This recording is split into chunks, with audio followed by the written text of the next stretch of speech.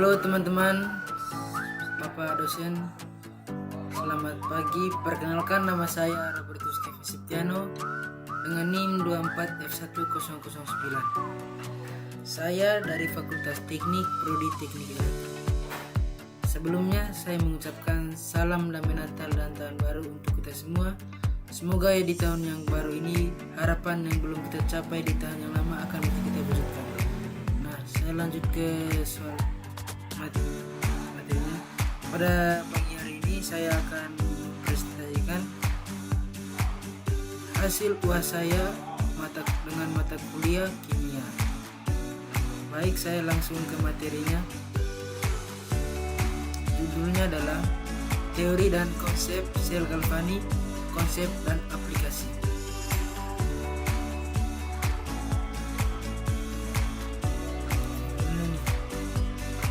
Baik, saya langsung ke pendahuluan dari sel galvanik. Definisi sel galvanik. Sel galvanik adalah sel elektrokimia yang mengubah energi kimia menjadi energi listrik, yang ditemukan oleh Luigi Galvani tahun 1780 dan dikembangkan oleh Alessandro Volta.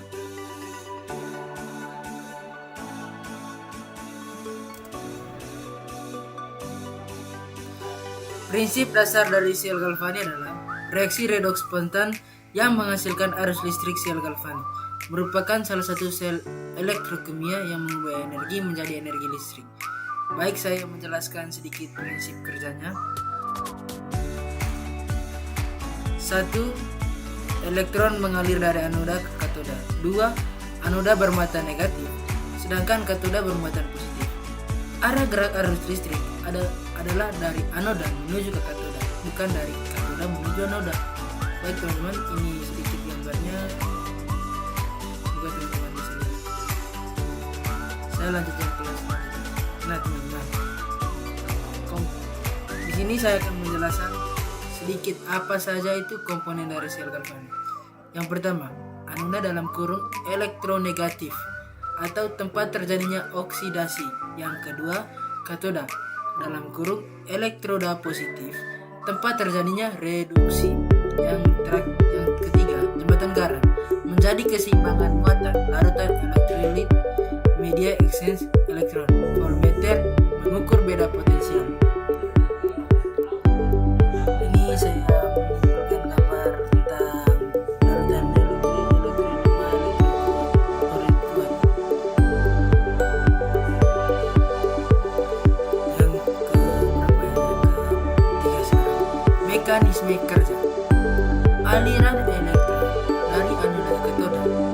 Reaksi oksidasi di anoda sama dengan logam ion logam tambah elektron. Reaksi reduksi di katoda ion logam elektron logam. Fungsi jembatan garam menyeimbangkan muatan. Ini adalah aliran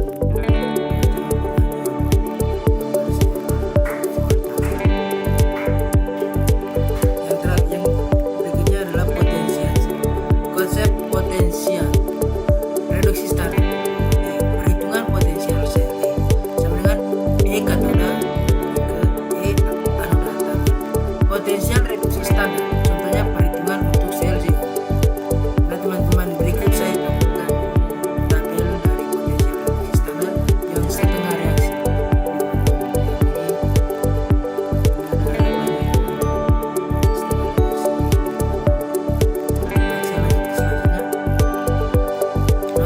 Notasi sel. Aturan penulisan notasi sel itu tidak sembarang. Kita bisa lihat di sini. Zn tambah akui. Zn CS. Penjelasannya adalah komponen notasi sel, artinya garis vertikal dan garis ganda. Ini gambar jembatan garam. Bisa dipahami ya. Nah selanjutnya, karena dalam sel galvanik itu ada aplikasi dalam baterainya, maka saya akan menjelaskan. Yang pertama, baterai primer atau baterai yang sekali pakai. Yang kedua, baterai sekunder, baterai yang dapat diisi ulang. Contoh contohnya baterai alkalin dan keduanya baterai lithium. Nah teman-teman, saya akan menjelas di sini. Saya menyimpulkan satu gambar reaksi dalam baterai alkalin NiCN. Ini baterai, ini reaksinya, ini gambar baterainya, ini bagian-bagian dalam baterainya teman-teman. Maaf ya teman-teman, ini kurang jelas soalnya kemarin saya agak kesusahan untuk menampilkan gambarnya. Baik, saya lanjut yang ke 9, aplikasi dalam industri. Ternyata sel galvanik itu mempunyai aplikasi dalam industri. Contohnya program logam melalui elektrolisis penyepuhan logam. Yang ada aplikasinya contohnya sensor elektrokimia sama fuel cell. Ini sel volta dan sel galvanik. Nah ini adalah sensor elektrokimia. Berikutnya aplikasi medis. Ternyata sel galvanik juga itu bisa membuat aplikasi medisnya.